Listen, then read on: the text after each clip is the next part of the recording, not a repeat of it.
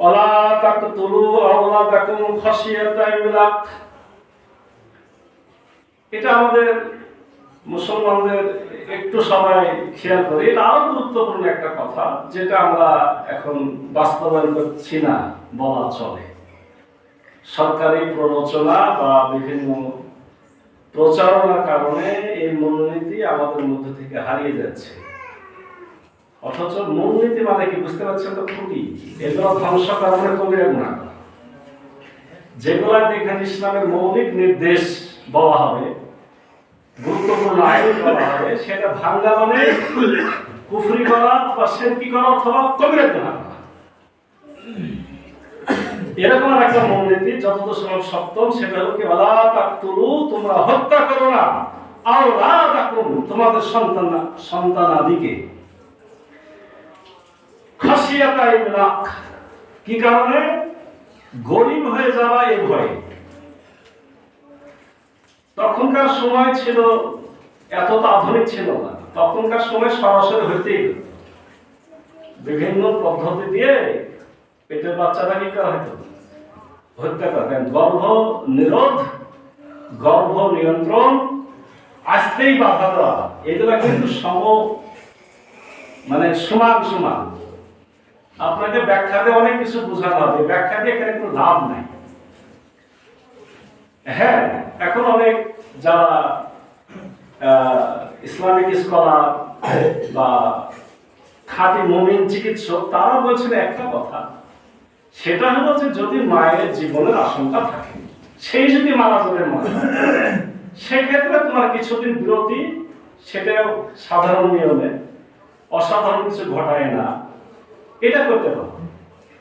কিন্তু আপনি একেবারে হিসাব নিকাশ যে আর দুইটা হলে কি খাওয়াবো, কি পড়াবো, যেটা আমাদের মধ্যে ঢুকে দেওয়া হয়েছে, এটা সম্পূর্ণরূপে নিষেধ। আপনি বলবেন যে এটা হুজুর ফয়সালা হচ্ছে না, নাউজুবিল্লাহ, এটা আমার আল্লাহ বলছেন। শুনেন, মন দিয়ে শুনেন, আল্লাহ কি বলছেন? নাহনু নারযুকুহুম ওয়া ইয়্যাকুম। আপনারা সূরা বনী ইসরাঈল 31 নম্বর আয়াতটা মিলিয়ে নেবেন যে কোনো কোরআন থেকে। কোরআনে তো আল্লাহ তাআলা মিথ্যা করার কেউ ঢোকে দেখানোর ভাবে সাহস পায়নি। হাজার বাংলাদেশ, আমাদের দেশকে নিয়ে একটা বিষয় আমি কিন্তু গর্ব করি। আমাদের অনেক খারাপের মধ্যে একটা ভালো আছে। আসলে এই দেশে কিন্তু সরাসরি ইসলামকে আঘাত দিয়ে টিকে থেকেছে, এর সুযোগ দেখতে নাই। কলা কৌশলের গোপনে যেগুলা খুঁটি কাটছে, জড় কাটছে, এটা এক জিনিস। সরাসরি আঘাত করবে না, আপনাকে পার পাইয়ে দিবে। আমাদের দেশের ক্ষেত্রে কিন্তু যে মানুষই বলেন না কেন, পাটাপাটি করে গান দিয়ে লাভ নাই। যেই বলে যে মুসলমান, সে কিন্তু কি হয়? খেপে যায়।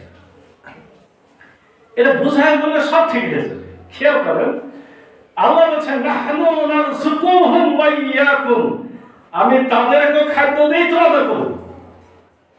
তুমি খাদ্যের জীবনের ভয়টা কেন করছো? আমি তাদেরকে দেই, তোমাদেরকে দেই। সুবহানাল্লাহ, সাহাবা উল্টা হয়, তোমাদেরকে দেই, তাদেরকে দেই। এখানে তাদেরকে দেই, তোমাদেরকে দেব, আর ওখানে তোমাদেরকে দেই, তাদেরকে দেব। এই কথাটা কোরআনে আছে, কথা বলতে যে আপনারা নিজেরাই একটা খুঁজে দেখবেন তাদের কথা লিখেছেন কিনা। যে কথাটা আমরা বলি যে মুখ দিয়েছেন যিনি, খাদ্য দিলেন তিনি, এই কথাটা এখন সাহস করে হুজুর আর বলতে পারে না। বললে বলে যে হুজুর আধুনিক না, কিন্তু এই কথা আল্লাহরই কথা, ওই কথাই তো কথা। তিনি তাদেরকে খাদ্য দেন, তোমাদেরকে দেন, তোমাদেরকে দেন, তাদেরকে দেন। তো খাদ্য দেওয়ার মালিক কে? আপনি যদি বলেন যে আমি খাইতে দিব না, এই জন্য ছেলে আর নিব না, তাহলে আপনি সরাসরি আয়াতটাকে অস্বীকার করেন।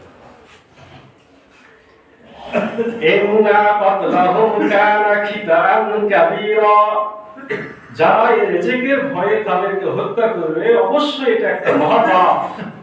আল্লাহ নিজেই বলছেন খিতাআন কাবীরা, মানে মহাপাপ, বড় পাপ, বড় গুনাহ।